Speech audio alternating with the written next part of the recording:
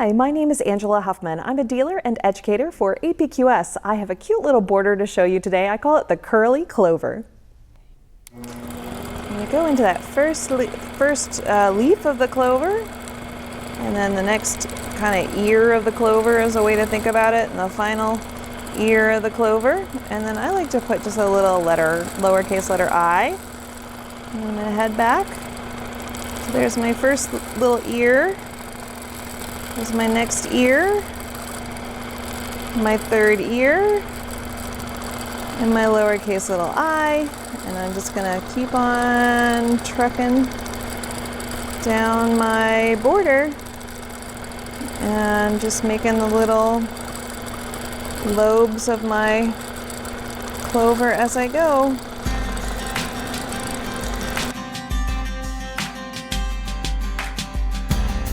Thanks for watching. If you'd like more information about APQS machines, you can visit your local dealer or APQS store, or visit us online at apqs.com. Be sure to like our YouTube channel so you're notified every time a new video is posted, and join us on Facebook. We'd love to see what you're working on.